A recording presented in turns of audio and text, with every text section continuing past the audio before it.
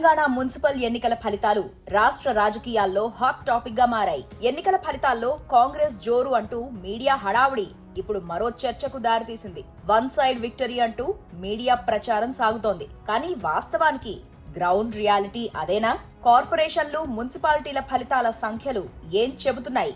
కాంగ్రెస్ నిజంగా జోరులో ఉందా, లేక మెజారిటీ కోసం మద్దతులపై ఆధారపడుతోందా? చూద్దాం.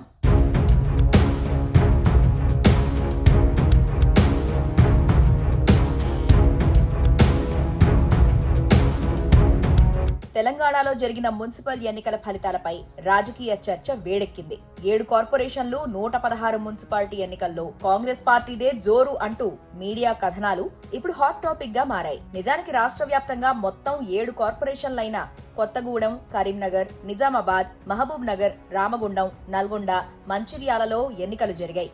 ఇందులో కాంగ్రెస్ పూర్తి మెజారిటీతో 4 లేదా 5 కార్పొరేషన్లలో విజయం సాధించాలి. కానీ హస్తం జోరు ఎక్కడా కనిపించలేదు. దాంతో మెజారిటీ రాలేదు. ఇంకా చేసిందేమీ లేక ప్రత్యర్థి పార్టీలతో పొత్తు కలిపింది. దాంతో నిజామాబాద్ మేయర్ పీఠాన్ని అధికార కాంగ్రెస్ పార్టీ ఎంఐఎం సహాయంతో కైవసం చేసుకుంది.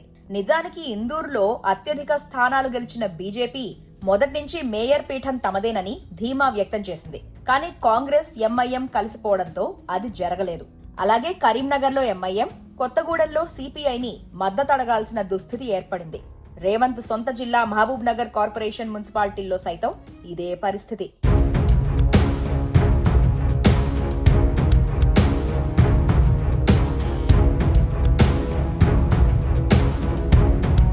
కాంగ్రెస్ అనుకూల మీడియాలో కాంగ్రెస్ జోరు అంటూ హంగామా చేస్తున్న వాస్తవానికి పరిస్థితి బేజారుగానే కనిపిస్తోంది. మున్సిపల్ ఎన్నికల్లో వన్ సైడ్ విక్టరీ అంటూ ఓ వర్గం మీడియా భజన చేస్తున్నప్పటికీ వాస్తవ పరిస్థితులు భిన్నంగా ఉన్నాయి.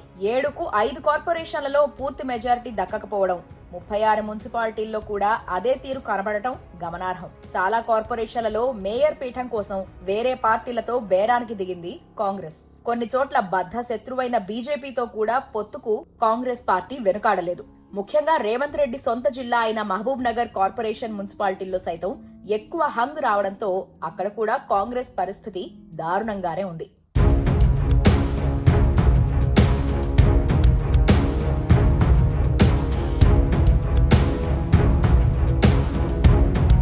మేయర్ పీఠం కోసం మంత్రులు, కాంగ్రెస్ ఎమ్మెల్యేలు గెలిచిన స్వతంత్ర అభ్యర్థులకు డబ్బు గాలం వేశారు.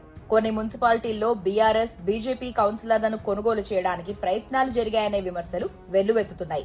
ఎక్కడికక్కడ గెలిచిన వారితో కాంగ్రెస్ క్యాంపులు నిర్వహించడంతో పాటు ప్రత్యర్థి పార్టీల క్యాంపులపై కాంగ్రెస్ దాడులకు పాల్పడింది. ఎలాగైనా గెలవాలనే లక్ష్యంతో కాంగ్రెస్ ఎమ్మెల్యేలు, ఎంపీలు నిబంధనలకు విరుద్ధంగా 2 చోట్ల ఎక్స్ అఫిషియో ఓట్లు నమోదు చేసినట్టు సమాచారం. మరి కాంగ్రెస్ ఈ దారుణమైన పరిస్థితి నుంచి ఎలా బయటపడుతుంది? పరిస్థితి ఎంత దారుణంగా ఉన్నా అనుకూల మీడియాలో మాత్రం హస్తం హవా, కాంగ్రెస్ జోరు అని చూపించుకోవడం వెనుక సీఎం రేవంత్ రెడ్డి వ్యూహం ఏమిటి అనేది తెలియాలి అంటే వేచి చూడాల్సిందే.